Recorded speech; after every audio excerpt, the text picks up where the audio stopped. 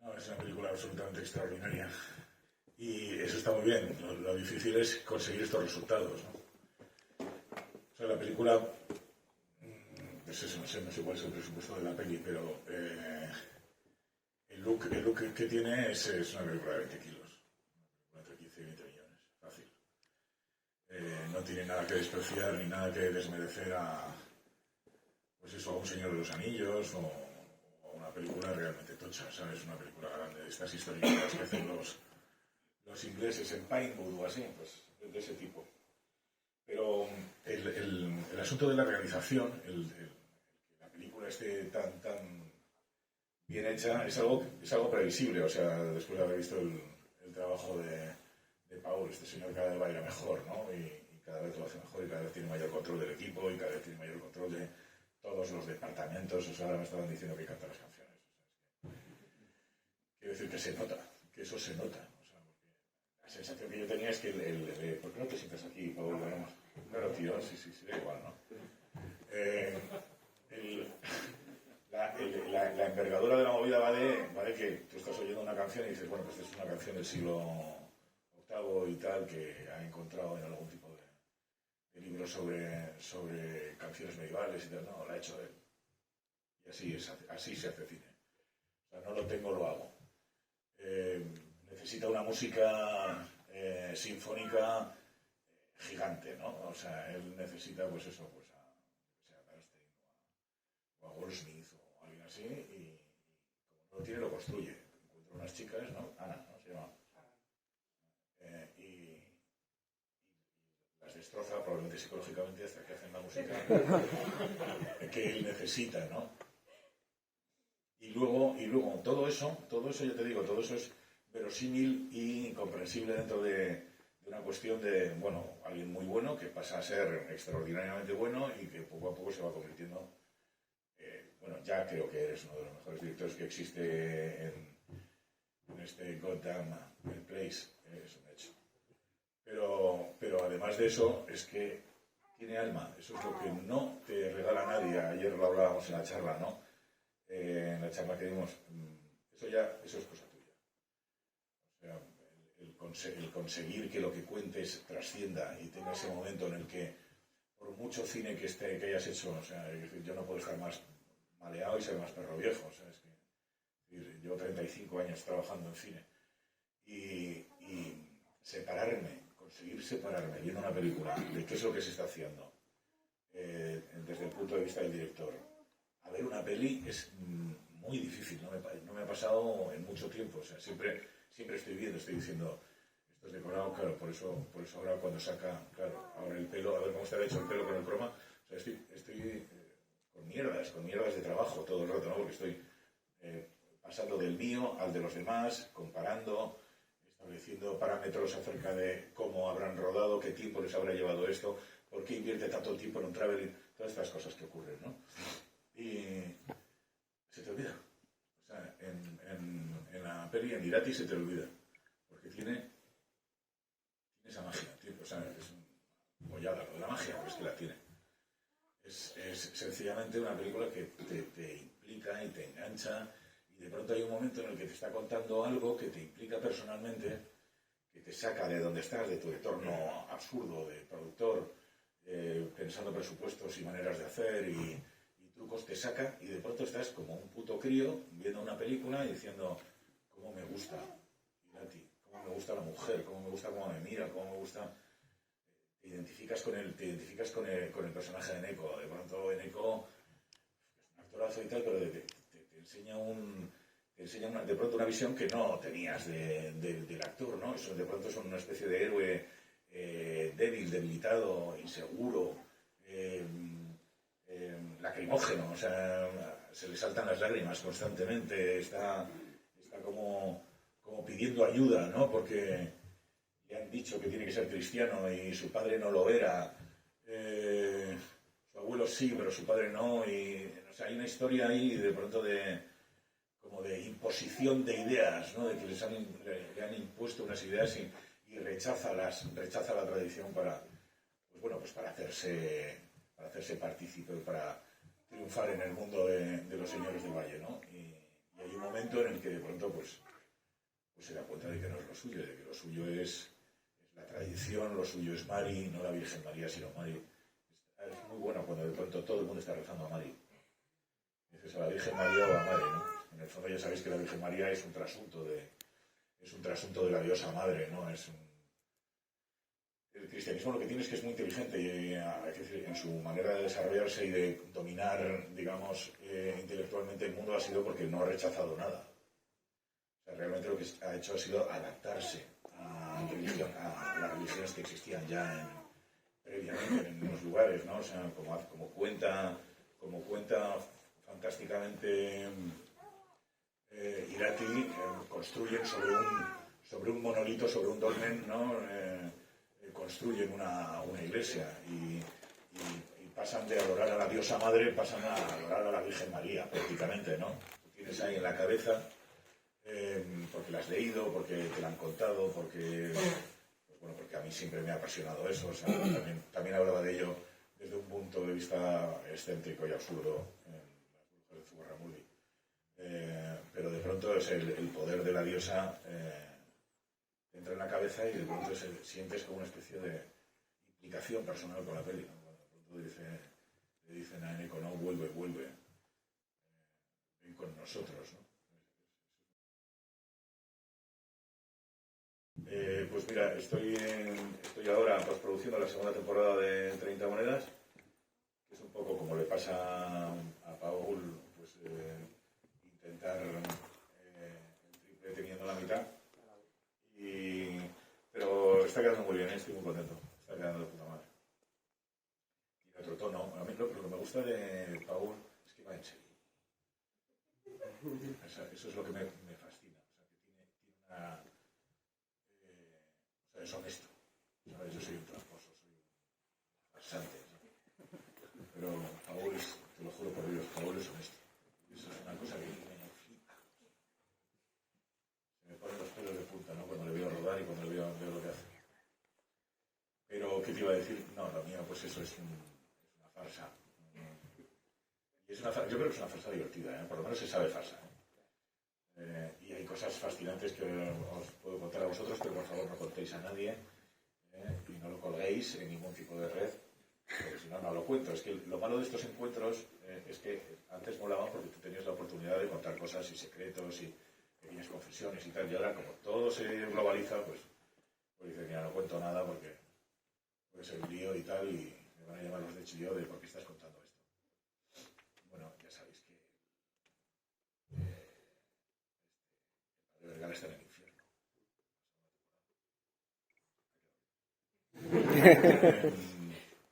¿Y qué más te iba a decir? Estoy con la escritura de la tercera temporada, que también va a ser muy, muy divertida. La pensamos, lo bueno de la serie es que la hemos pensado en conjunto, hemos pensado 3 temporadas. Entonces, pues, entronca con la primera, con la segunda, se resuelven un montón de misterios, de enigmas, y luego, francamente, o sea, el desenlace, estoy muy, muy contento. El catedrático va a estar totalmente a favor, porque espero que funcione muy, muy bien. Todavía no tenemos el green light, ¿eh? O sea, estamos cuando trabajáis y vais a trabajar algunos de vosotros en cine y trabajáis con las plataformas, hay 2 fases, ¿no? Hay una primera fase en la que se llega a un contrato de desarrollo, a un PSA de desarrollo, y luego hay un PSA de realización de la serie. O sea, ellos, hasta que no tienen el guión y lo tienen escrito y es de su propiedad, ellos no avanzan hasta darte el green light de la rodaje. Tenemos green light de escritura y espero que tengamos green light de rodaje. Pero no lo tenemos todavía, así que we are on it. ¿Y qué más? Pues en verano voy a hacer una serie, creo que no puedo decir, ¿no? La plataforma con la que lo voy a hacer es una plataforma que te acaba con eso. Es muy divertido. Bueno, no es divertido, es un thriller de misterio y tiene un tono muy distinto a 30 monedas. Y yo creo que si consigo los actores que quiero, pues puede ser un pelotazo. Pero no sabemos. Igual es un pelotazo en mi cara. Como ocurre en el póster de Pollo sin cabeza, que es también una serie que hemos producido y que se estrena en abril. Pollo sin cabeza, el protagonista es Hugo Silva, y es sobre el mundo del fútbol, sobre los representantes en el mundo del fútbol. ¿Qué es eso? Como dos representantes que se odian luchan por los jugadores entre el Real Madrid y el Barcelona. Pues no se ve fútbol, o sea, no se ve fútbol, no hay partidos de fútbol, no hay nada de eso, es solamente pues eso, fiestas locas en las que hay que ir a sacar del baño a los jugadores, broncas entre ellos, cuestiones de pasta, de engaños y mentiras del mundo del fútbol, que se parece mucho al mundo del cine, claro. Pero va más en serio, ¿no? Se mueve como 20 veces más pasta. ¿Y qué más? Pues empezamos otras dos series, que no os puedo decir tampoco las plataformas, que son una que se va a llamar Entrepreneurs, que es sobre el mundo de la comedia de oficina, y otra que se llama Santuario, de la que ya hemos hablado, ¿no? Que es una de ciencia ficción con guión de Manuel Bartual, que es una persona que admiro mucho. Y pues fíjate, todo eso, y además de todo eso, más cosas. O sea, además de todo eso, dentro de poco vamos a contar una serie que estamos preparando, que a los jugadores de rol les va a gustar mucho. Tengo dos proyectos basados en juegos de rol. Y nada, estamos en ello. Ya te puedo hablar menos porque son solamente proyectos, pero tenemos los derechos, hemos conseguido ya los derechos y nos ponemos a ello. Más cosas. Hay un biopic de una persona que no os puedo decir quién para que no se estropee, pero es un escritor de ciencia ficción y al que admiro mucho. Y es un proyecto internacional que haremos con Paul Giamatti.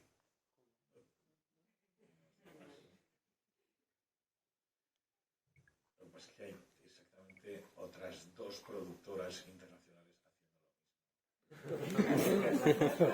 Es todo muy complicado.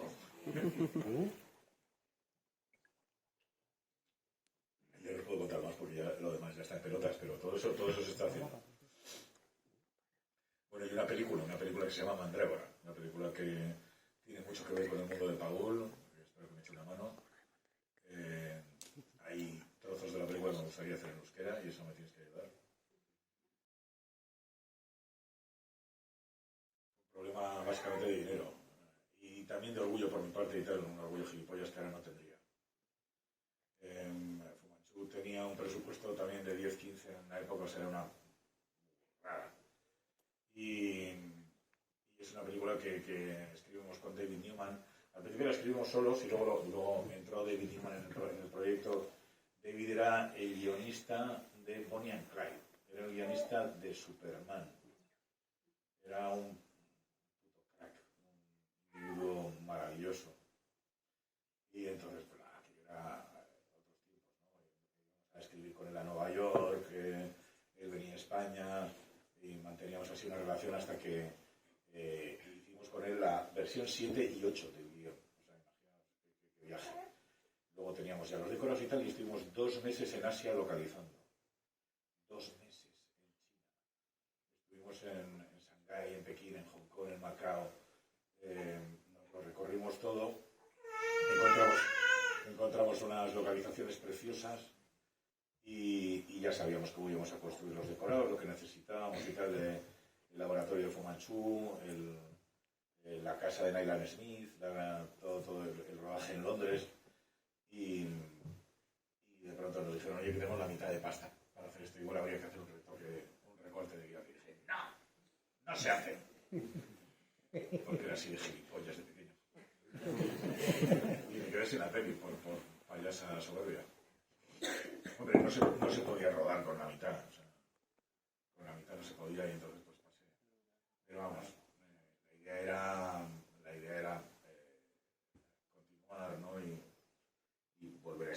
versión y tal, y seguir en el proceso. Y con Blake y Mortimer me pasó lo mismo, porque con Blake y Mortimer aprovechamos ideas que teníamos de Fu Manchu. Era un proyecto muy parecido, era una marca amarilla, entonces pues el laboratorio de Septimus era la misma idea del laboratorio de Fu Manchu. El personaje de Septimus tenía esas connotaciones internacionales y tal, y ahora está Jan Kunen trabajando en el proyecto. Y es un amigo, es un director francés, amigo mío, que quiero mucho. Y entonces, pues nada, pues terminaba, mi versión terminaba con una persecución por Times Square, y íbamos a construir Times Square en Décora, en la ciudad de la luz. Se escapaban con la persecución era con el carro de la reina. O sea, y nada, no se puede hacer por lo mismo. Lo puedes reducir y tal, lo puedes pasar a 8. Yo siempre he sido un viejo prematuro, creo yo. O sea, siempre he sido un tío que ha admirado muchísimo más a la gente mayor que a la gente joven. O sea, no. De hecho, siempre lo he utilizado como argumentario en mi modus operandi, ¿no? O sea, el concepto de odio a James Dean, ¿no? Básicamente el odio a James Dean, ¿no? El odio al joven, porque el joven en realidad es un invento de la cultura, es un invento de la, digamos, de la publicidad, de los medios para vender una serie de productos. O sea, el joven no existe, digamos. Es una idea publicitaria, ¿no? Sí, hay un momento determinado en el que parece que no te duele mucho, pero como la vida es dolor, realmente el proceso de envejecimiento no es más que un proceso de maduración y asunción del dolor. Pues a mí me interesa la gente mayor muchísimo más que la gente joven en ese sentido, ¿no? Hay algo en la gente joven que me gusta mucho, que es la ignorancia. La ignorancia a saco. Eso es un motor de acción enorme. Y es lo que me interesa. O sea, en serio, los grandes descubrimientos de la física de principios de siglo se deben a ignorancia y a una falta absoluta de miedo a la hora de pensar y plantearse las cosas. Y eso genera que, efectivamente, pues no, Einstein o Heisenberg o Planck, la gente que de pronto piensa algo que no ha pensado nunca nadie, lo haga en un determinado momento de su vida, y normalmente coincide con la juventud.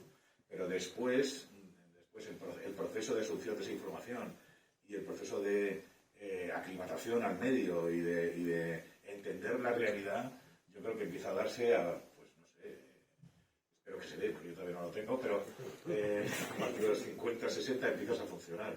Y, por ejemplo, en cuestión de dirección o de cineastas, pues el que más... Hitchcock es cuando empieza a hacer buenas pelis. O sea, no buenas, extraordinariamente buenas, porque siempre ha hecho buenas, pero ese momento en el que ya se desmadra y empieza a hacer cosas enormes, ¿no? Y hace Vértigo o hace La ventana indiscreta y tal, ya es un señor, ya tiene entre 50 y 60 tacos, creo, ¿no? O películas como tremendamente jóvenes, como por ejemplo Frenesí, ¿no? O Psicosis, los hacen en un proceso de madurez, ¿no? En un proceso en el que de pronto pues también se da una involución, ¿eh? También hay un momento entre los 60, 70 en que de pronto los directores pierden el miedo, de nuevo. O sea, digamos que ya dejan de enfrentarse a la realidad para hacer lo que les dé la gana sin ningún tipo de consecuencias, y es lo que pasa, por ejemplo, en El Lobo de Wall Street, que es una película, ¿no? En Scorsese ocurre. O sea, de pronto rueda una película que parece que tiene 17 años. Más moderna, más violenta, más interesante, más provocativa, más transgresora que ninguna de la generación, digamos, de jóvenes de ese año, ¿no? Y eso a mí me resulta muy interesante. O sea, sí, efectivamente, me gusta trabajar con gente más mayor. Me gustan las caras de las personas mayores. O sea, la cara de un jovencito es una cosa como sin dibujar y tal. O sea, no me fascina. En cambio, me gustan las caras dibujadas. Me encanta el volumen en la cara. ¿Por qué? Por una cuestión de trabajo, porque expresa más. O sea, si se enfada un señor mayor, se enfada mejor que un joven. El joven tiene que ser muy buen actor para ya, para reflejar, es que es como digamos que esto es como un juguete, ¿no? La cara. Y entonces se mueve mejor la cara de un anciano. Tú notas más, ¿no? Cuando haces un prostético, ¿tú crees que la gente que hace prostéticos de gente joven? No. Hace prostéticos de gente con volúmenes, con pómulos, con cejas, con arco intraorbital marcado, con marcas profundas en la frente. Eso es lo que nos gusta, eso es lo que da volumen y carácter a una cara. Y es la herramienta que tú tienes para expresar cosas, ¿no? Joder, en la película de Paul ayer, ¿no? Hace un trabajo increíble para sacar en alguien joven expresiones de adulto. Eso es muy valioso. Yo no veo un avance.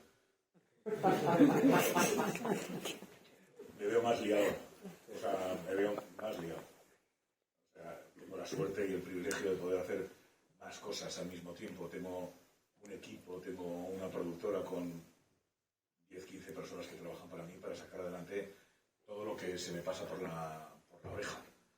Entonces eso es una gozada, ¿no? Porque de pronto tienes el poder, digamos, de hacer cosas, ¿sabes? O sea, no nos cortamos. O sea, yo solamente enseño una punta del iceberg, ¿no? O sea, las cosas en las que estamos metidos en la productora son enormes, sí, porque no, como Paul, pues no tengo límites. O sea, estoy intentando, ¿por qué no hacemos todo el rato, ¿no? Y eso ahora cambia las cosas. O sea, en ese sentido sí estoy mucho mejor que antes, ¿no? También me veía, es que sí que me canso más, sí que, joder, en un rodaje me agoto, me duele todo, tal, no era como antes, que vamos, que era una especie de bola de grasa imposible de destruir, ¿no? Sí, pero yo te digo, no creo que haya madurez, ¿eh? No es una cuestión de madurez. O sea, no haces las cosas mejor de más mayor. Digamos que tienes las herramientas adecuadas para, ¿sabes? No te das con el martillo, ¡pah! No, ya no. Sabes cómo utilizar un martillo, sabes cómo utilizar un Black & Decker, hostia, sabes si al poner el tornillo se va a caer o no se va a caer en ese tipo de ladrillo, cómo hacerlo, ¿no? Si quieres que hablemos de gastronomía, pues eso, no se te queman las cosas o se te queman hasta donde tú quieres, tal, ¿no? Pero no significa que lo haga mejor. Es que una cosa es lo que te gusta contar, en eso somos muy payasetes, los directores, perdonad por el... Quiero decir, somos gente muy soberbia y sobre todo muy pagada a nosotros mismos. Bueno, hay algunos directores de festival que son peores, ¿no? Pero claro, si te preguntan, pues te apetece decir, te apetece proponer un elenco maravilloso de directores que te han influido profundamente y tal, ¿no? Para quedar bien, ¿no? Entonces te encanta decir, no, pues a mí me ha influido muchísimo Romer, Bresson, me ha influido Dreyer, fundamentalmente, luego también me ha influido muchísimo, pues, John Ford, no sé qué, sí. A ver. Nuestra cabeza no se forma por grandes genios y sobre todo, desengañémonos, no tenemos nada que ver con ellos. En todo caso, quiero decir, como espectadores hemos visto sus películas y eso puede haber sido bueno o malo, no lo sé. Pero desde luego a mí lo que me ha influido pues son los anuncios de la tele. Me han influido horas y horas de aburrimiento viendo Torneo, un programa de fútbol que daban los domingos por la tarde, que odiaba y que me destruía por completo. Me han influido cosas malas, me ha influido sobre todo el aburrimiento, el querer salir de ese mundo de aburrimiento en el que la realidad te absorbe, ¿no? y te quita el alma, te va chupando el alma. Eso es lo que me influye. Y los directores, pues no sé, me ha influido Trueba, me ha influido mucho. Me ha influido mucho Pedro Lea, me ha influido mucho Mario Camus, me ha influido mucho gente que eran cercanos y que de alguna manera aprendía de lo que hacía. Me ha influido mucho Peter Simon, por ejemplo, de pequeño, o sea, el Supersonic Man, ¿no? O sea, yo no soy de una generación que no empieza con Star Wars, ¿sabes? Empieza con Supersonic Man. Cuando veo Star Wars es cuando flipo y cuando de pronto pues, la veo quizá, no sé, fácil 25 veces. El Imperio Contraataca la vi 43 veces. Alien, incontable. Alien te diría que Alien un mes viéndola. y luego o sea, las alquilé, porque no existía todavía la magnetoscopia, las alquilé en Super 8. Y entonces había un resumen de 10 minutos de Star Wars que la veíamos en bucle todos los días. Porque tú no tenías la película en casa. Luego cuando ya apareció los videoclubs y el vídeo, pues entonces ya sí que cogíamos la película y la diseccionábamos, ¿no? O sea, te digo, Alien incontables veces. No sé si sabéis, me imagino que sí, si sois paranoicos de la visión slow motion de Alien, el placer que se siente al descubrir ver que es una película manual, que es una película que está hecha con las manos. En los decorados, los decorados de Cobb, los decorados de la sala de mandos y tal, o sea, descubrir las cajas de fruta, clavadas en la pared, o está Sigourney con su arma maravillosa y tal, el lanzallamas, y detrás hay un inodoro, una tapa de inodoro. O cuando Harry Dean Stanton le estalla la cabeza, hay un fotograma de una calabaza en medio del plano, ¿no? Solamente para que te dé la sensación de que le ha roto la cabeza, y es una calabaza encima de una mesa. Yo no sé si lo han luego corregido. Todo esto son cosas que veías tú en la copia óptica. Yo no sé si en la copia digital después las han suprimido o han hecho otra cosa, o igual ha habido un montaje digital como hizo Lucas con las primeras de Star Wars, ¿no? Pero son cosas, o sea, es decir, tú diseccionabas la película. Por ejemplo, otra cosa que me obsesionaba era esa sensación de tablero de mandos incomprensible y mítico. Y de pronto tú lo ves y ves tres mandos juntos de ordenador de toda la vida de Spectrum, al que les han puesto por encima, ¿no sabéis la carcasa de plástico que tú tiras cuando haces un matchbox, cuando haces un modelo de tanque, o cuando, ya no sé si habéis hecho, de aeromodelismo, de cualquier cosa? O sea, tú quitas las piezas y te queda una especie de plasticurri así con unas cositas. Pues eso lo colocaban encima, lo pintaban, y claro, parecía una cosa como wow, ¿no? Y luego también, por ejemplo, le ponía en el guante de ella tiene aquí y aquí, tienen pegatinas de aviones. Entonces, parece que como ponía wow. Entonces, con todas esas pequeñas cosas, con esos pequeños detalles, de pronto, wow, ¿no? La sensación de esto es real. ¿Cuándo consigues que una cosa sea, perdona, ¿cuándo consigues que una cosa parezca real? Cuando no puedes verlo todo. O sea, la realidad, el principal objetivo el principal choque con la realidad es que no lo abarcas. Te sacan a la calle, tú sales ahí a la calle ahí y miras y no puedes verlo todo. Entonces hay que conseguir ese mismo efecto en el cine. O sea, tú cuando ruedas en una habitación o en un exterior inventado, que tú has inventado, es maravilloso que no puedas abarcarlo, o que el decorado no lo puedas abarcar, que tenga 1000 detalles, ¿no? Y lo mismo con las acciones, ¿no? Tú construyes una acción principal, construyes una acción secundaria y una tercera allí al fondo, ¿no? Y en las tres acciones están ocurriendo cosas. Entonces te da esa sensación de, joder, tengo que verla más, porque no he entendido bien lo que pasaba ahí al fondo.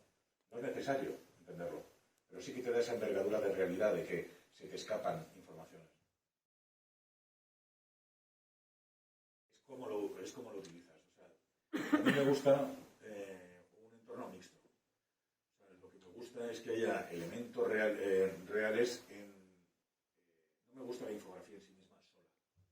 O sea, me gusta que haya cosas que realmente estén ahí, y utilices eso como truco para vender otras cosas que realmente no están allí, ¿no? Entonces, por ejemplo, lo de los pondría, pero lo tengo en el móvil. Pues si pudieras lanzar una imagen sería de puta madre. No puedo lanzar una imagen. No puedo, pues que tengo en el móvil cosas de 30 monedas y os lo enseñaba. La movida es que, por ejemplo, en la primera temporada nosotros tenemos un bicho enorme encima de un confesionario que salta sobre la chica y tal, y son 3 minutos. Bueno, pues para hacer eso yo estaba obsesionado con que realmente hubiera un corpóreo presente y cercano a la chica, ¿no? Eso lo complicaba todo muchísimo, todo. O sea, tuve que 10.000 reuniones en 80 personas diciéndome nine, y yo que sí, no, hubo un momento en que yo les dije, es que me da igual que quede mal, o sea, es que quiero que quede mal, ¿vale? Vais a hacerlo como yo digo, y va a quedar mal y ya está, y la culpa va a ser mía, punto. Pero no intentemos un corpóreo 100% digital, porque yo no me lo creo. O sea, me cuesta creérmelo. Ahora hay unos que funcionan a la perfección, ¿eh? Perdonad, y allí necesito ese mix. Y concretamente en dos ejemplos, ¿no? Los dos monstruos de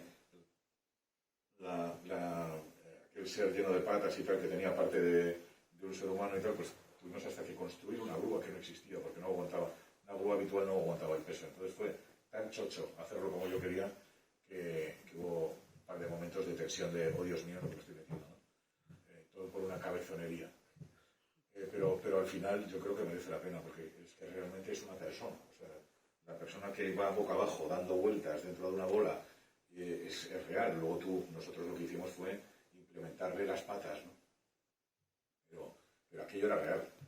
Y eso yo creo que se aprecia.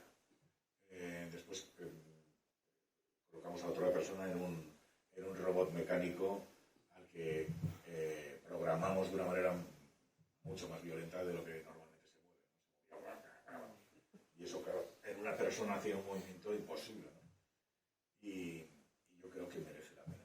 Y en esta otra también, en la segunda temporada, hay una araña que corre y quería que fuera de verdad.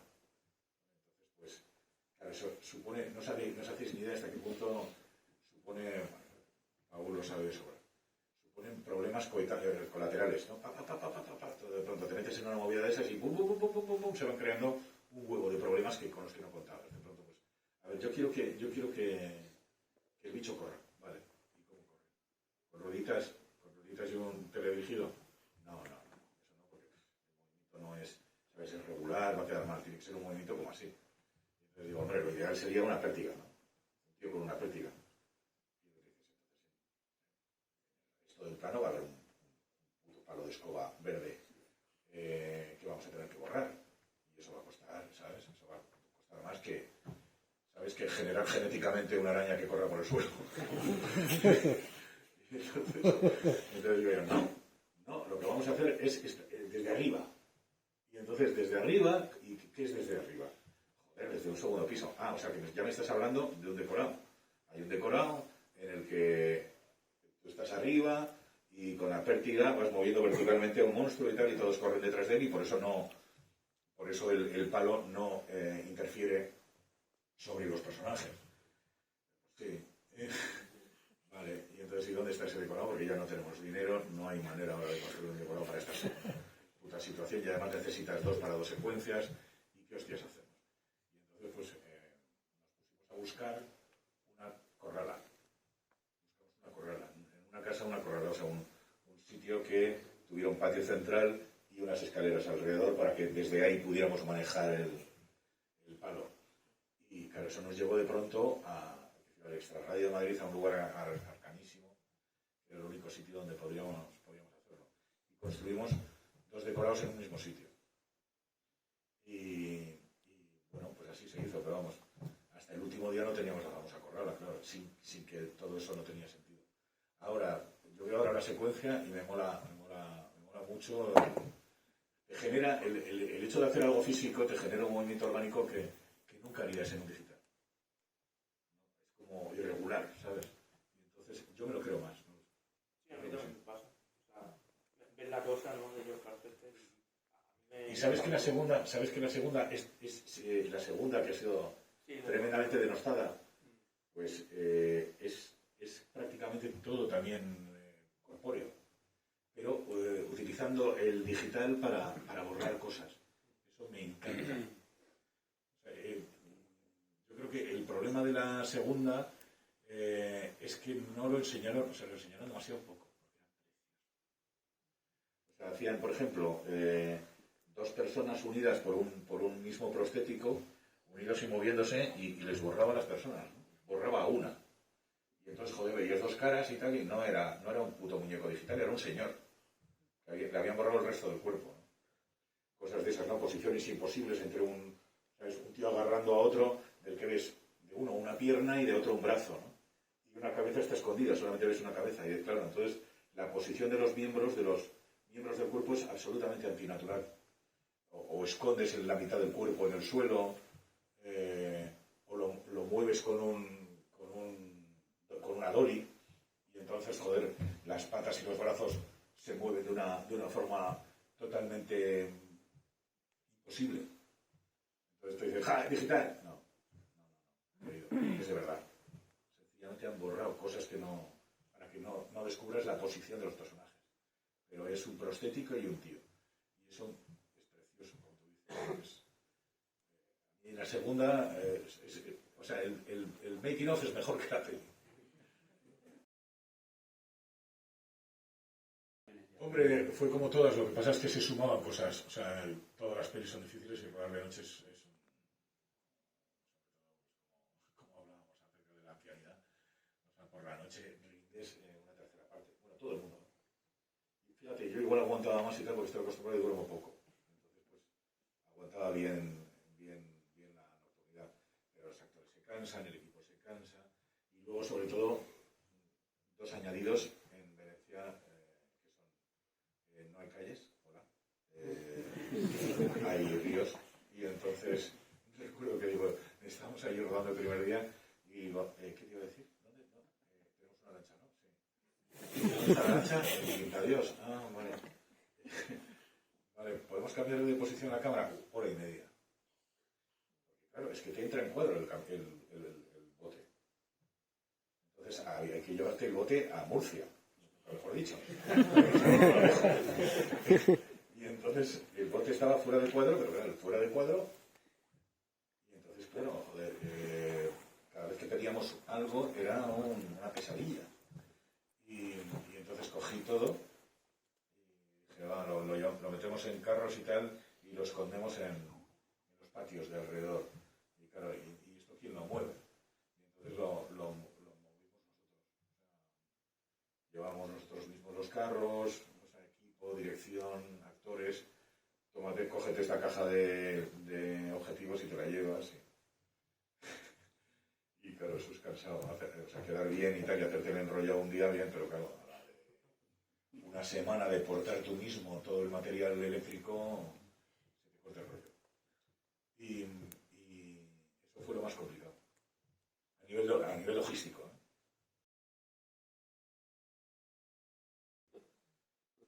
Bueno, hay gente que lo hace y le respeto muchísimo, pero vamos, no me gusta hacer una película sobre un tema. Me gusta pensar una historia y entonces creo que la historia misma construye, en base a tu manera de pensar, construye esos mundos que luego desde fuera veis como constantes o como lo que tú dices, ¿no? Que se me repiten constantes y tal. Pues para mí eso es un problema. O sea, me gustaría que no se me notara. Pero claro, es que estás tú, siempre estás tú. Entonces, tu cabeza funciona de una determinada manera y repites ideas, te obsesionas con movidas. ¿No? Por ejemplo, la idea de encierro, la idea de traición. Esto ya te digo luego, hablando con periodistas. Pero sí, en mis películas siempre hay un personaje que traiciona a los demás.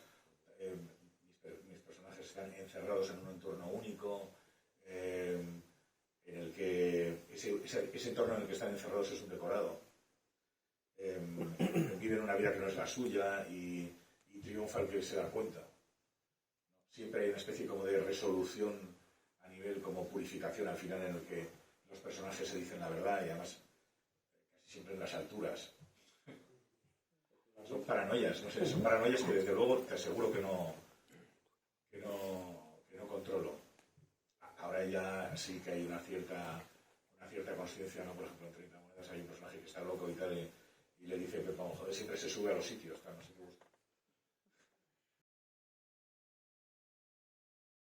Sí, o sea, duro, pues, sin apastillarme 4 o 5 horas. Entonces ya el médico me ha dicho, tío, toma algo porque vas a volver loco. Y entonces, pues si duermo más y tal, duermo un poco más, pero sin tomar nada, 4 horas, 5 horas. Y entonces, pues, o sea, no creáis que gracias a eso trabajo más y tal, ¿no? Estoy paranoiao. No hay un momento como de mega reflexión después ni nada. Sí, las películas en pesadillas. Es que a mí me gusta que las películas tengan como enjundia. O sea, tengo una gran discusión a nivel metafísico con Jorge, porque él siempre me machaca con eso. Si yo sería cocinero, mis platos serían muy extremos. Serían todos picantes, todos quemados, todos salados. Me gusta lo picante, lo quemado, el socarrat. Me gusta el limón, mogollón. Cuando hago gambas a la plancha, prácticamente las destruyo. Empiezo a echar limón, la revuelvo y tal, y al final se hace una especie de costra y es lo que me mola. El cordero, me gusta, o sea, yo del cordero me como la piel. El pollo lo mismo, la piel, lo tostado, lo muy tostado. Creo que es un equivalente exacto a mi cine. Mi cine es tremendamente irregular, tremendamente excesivo. Tiende a la exageración, tiende al desfase. Desde luego los que buscan quietud y tal, no son para mi cine. Pero that's the way it is. O sea, no puedo evitarlo. Incluso intentando evitarlo me ocurre. Y además, cuando lo he intentado, o sea, cuando realmente no lo he hecho, la gente cree que lo he hecho. Y entonces ahí me descalabro. o hay gente que de pronto te dice, me gustaban más antes cuando eres más loco. Y dices, o sea, no puedes estar pensando en qué es lo que debes y qué es lo que no debes hacer porque no ayuda en absoluto. No ayuda. O sea, no hay manera de que la cosa funcione intentando ser quien tú no eres, ¿no? Pero como tampoco sé muy bien quién soy, pues hay veces que existen variaciones por eso, porque pretendo otra cosa. O sea, una película es buena en el sentido de que tú consigues que las pretensiones que tenías, digamos, ¿no? El objetivo de la película. Si pretendes hacer una película para que la gente se divierta, se lo pase bien y se angustie un poco y salga de esa angustia, pues ese es mi objetivo. Si lo que pretendes es hacer una reflexión brutal sobre la condición humana, pues no contéis conmigo. No porque no la haya, que creo que la hay, porque es inevitable que la haya, sino porque no es mi objetivo, no voy por ahí, o sea, no pretendo hacer eso. Me agota la gente que dice, atención, lo mío es importante. Me gusta disfrazarlo de broma y de farsa para que sea más digerible, ¿no? O sea, no creáis que Spielberg, porque es un director que tiene una cantidad tremenda de éxitos de taquilla, no es un director comprometido con su idea. Lo que pasa es que en la cabeza de Spielberg coincide con la cabeza de millones de personas. Y la cabeza de Haneke coincide con 25 o 30 personas. El asunto, los dos están haciendo lo mismo, los dos están haciendo su película, los dos están en su mundo de mente, porque claro, ahora es muy fácil decirlo, pero que quieres hacer una película de un extraterrestre que está en el armario de la casa de unos niños, eso era raro, ¿eh? No lo había hecho nadie nunca. Nadie nunca había hecho eso. Es un planteamiento absolutamente único. Y innovador, transgresor, demente, arriesgadísimo. Amigos, este hombre toca la fibra.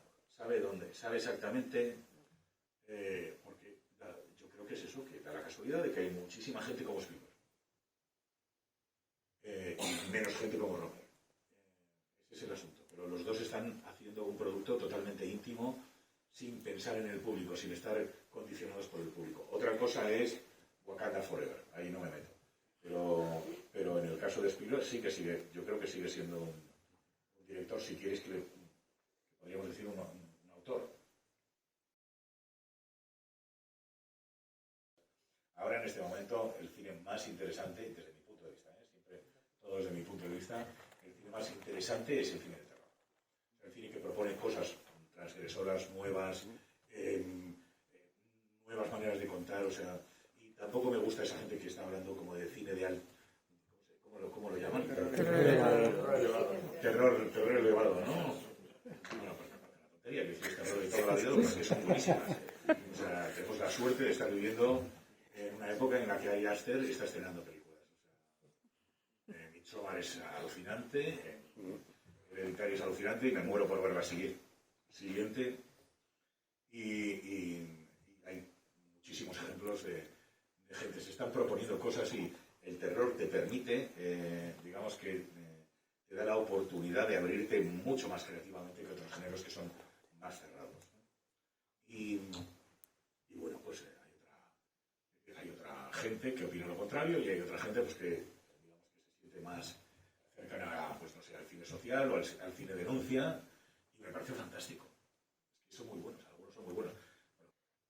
Y todo esto pues hace a mí me parece que hace un panorama de cine español diverso e interesantísimo, ¿no? O sea, la peña va a su pedo haciendo cosas muy diferentes y tal, que está muy bien. Ahora hay un montón de